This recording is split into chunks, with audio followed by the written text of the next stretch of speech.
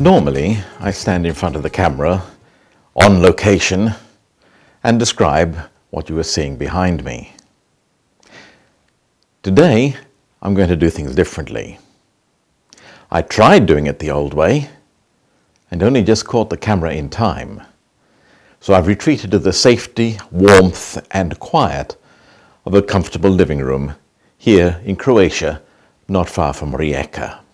What's of interest is the view out the window, which looks out over the beautiful bay and across to the island of Krk. Dreadful name, K-R-K. But these people regard R as a vowel. You have to really roll it to get that effect. Krk. If you look out there, you can see the waves smashing against the opposite shore. And remember, that's a telephoto view. It's about 2 miles away, across the other side to where the waves are crashing against the island of Krk. And if you look at the sea in between, you can see that every so often there are flurries of wind-driven spray hurtling across the water and dissolving in mist.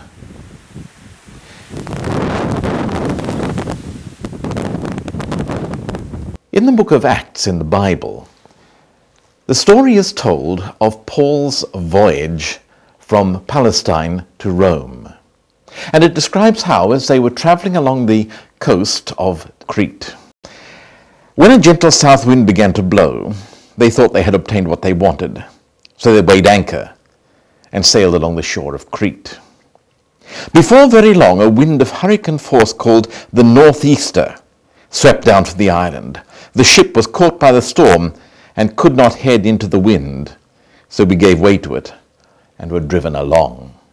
And of course, eventually, they ended up shipwrecked on the island of Malta. Now, the interesting thing is that the wind that is blowing at the moment is called the Bura. It's a wind that blows down from the northeast and brings cold weather. I remember being here once when the temperature was up in the 18, 19, 20 degrees centigrade. And then I was warned on the radio that the Bura was coming. I didn't know what it meant. I wondered why the locals were getting so excited about it. But around about midnight, suddenly the shutters on the house began to rattle and shake. And you could hear the wind howling around the outside of the building, and the temperature plummeted as if I had just stepped into the fridge. And within about 2 hours, I was having to put on a cardigan, a jumper. It was freezing, with the Bura blowing. In the Croatian Bible, this wind that Paul experienced is called the Bura. It's the same wind. And just to give you an idea of the sort of wind that it is, just in case you thought that Paul and his ship companions were a bunch of pansies for being so upset by a bit of wind, just have a look at how the wind was blowing at a place called Bura, just a few miles up the coast from where I'm standing.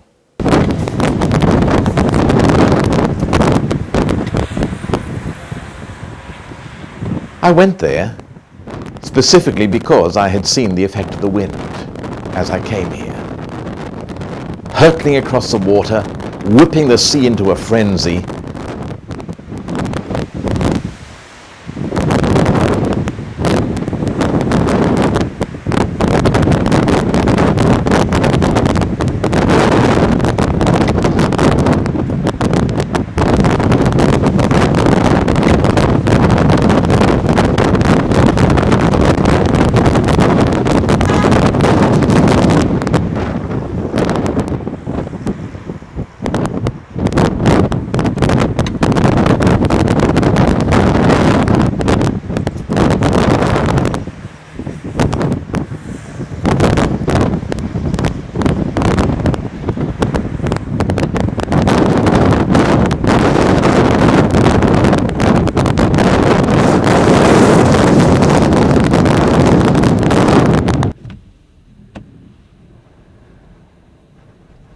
Look at those walls of spray being driven by the squalls of wind across the bay.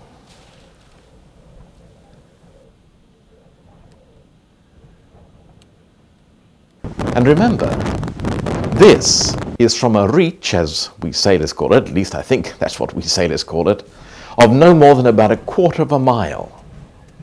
Just imagine what this wind could do in the open sea.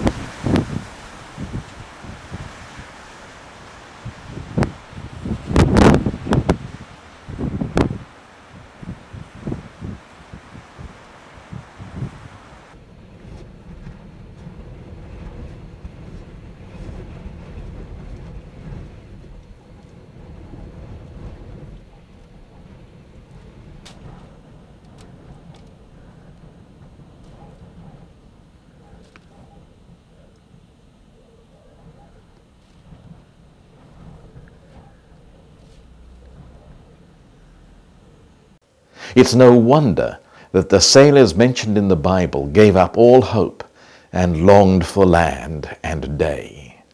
And no wonder that the primitive ship of their days, unable to tack, with only oars instead of rudders, was driven ashore and wrecked by the Bura.